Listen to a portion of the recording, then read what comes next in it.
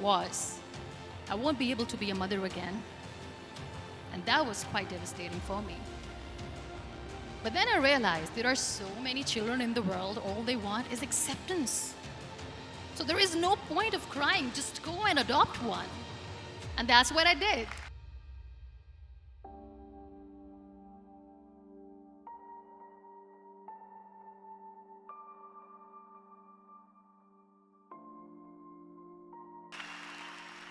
I gave my name in different organizations, different orphanages. I didn't mention that I'm on a wheelchair, dying to have a child.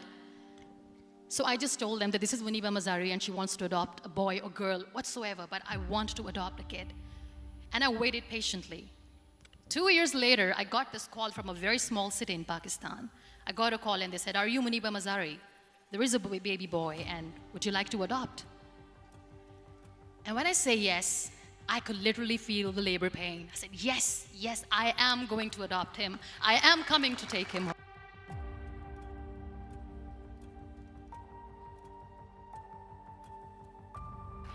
And when I reached there, the man was sitting and he was looking at me from head to toe. And in back of my head, I kept thinking that, oh my God, he's going to say she's on the wheelchair, she doesn't deserve it. How is she going to take care of him? And I looked at him and I said, "Do not judge me because I'm on the wheelchair." But you know what he said? He said, "I know you will be the best mother of this child. You both are lucky to have each other."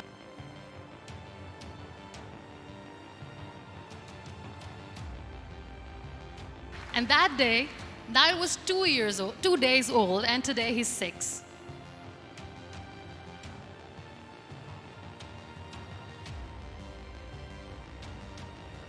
You'll be surprised to know another bigger fear that I had in me. It was facing people. I used to hide myself from people.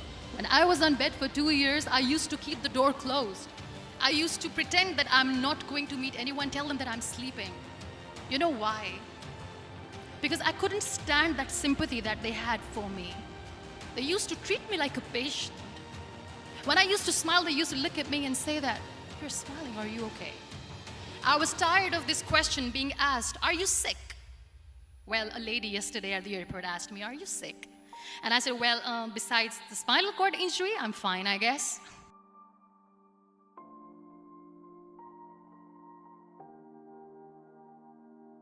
But those are really cute questions. They never used to feel cute when I was on the bed.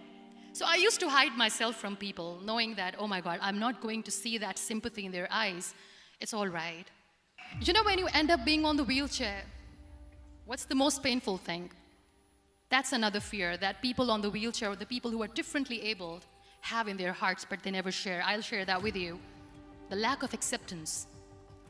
People think that they will not be accepted by the people because we, in the world of perfect people, are imperfects.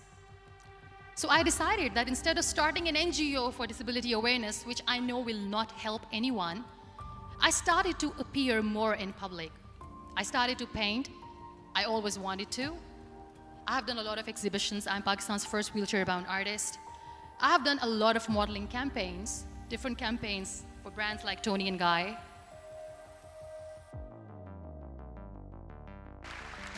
I have done some really funny, breaking the barriers kind of modeling. There was this one by the name Clown Town where I became a clown, because I know that clowns have hearts too.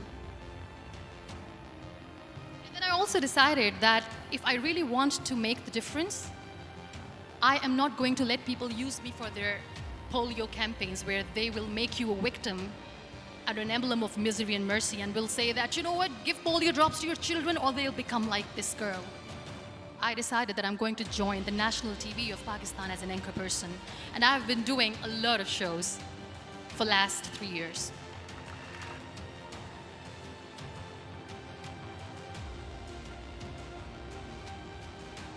So when you accept yourself the way you are, the world recognizes you. It all starts from within. Another real-life hero, of course, my son. His name is Nile, N-I-L-E, River Nile. I learned so much from this kid. The first and foremost thing is patience. how to be patient when you know that your mother cannot walk, when you know that your mother is different from the other women, when you know that your mother cannot go out and play with you, how to stay calm. He loves football. And when we got the very first football, he was 4 years old.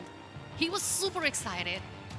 I still remember he came in the room and he said, "Mom, let's play football." And he kept the ball in my feet. And he said, "Let's kick it." And that day I felt disabled. I said, "I cannot kick the ball." And I was down with the same face. He looked at me and he said, "Well, that's all right. Your legs are not working, but your hands do. Let's play catch the ball."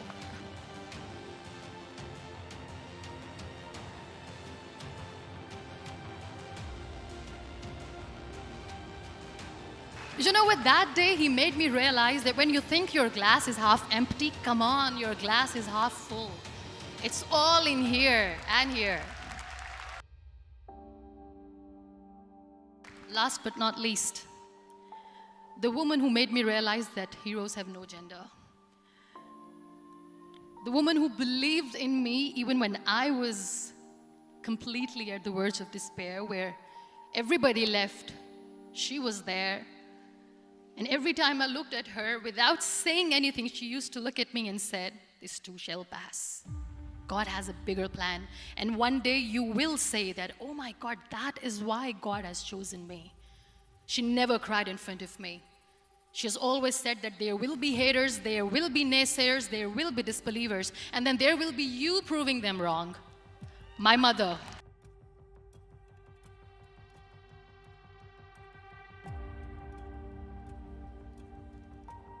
Whatever I am today, I'm nothing without her. I'm nothing without her.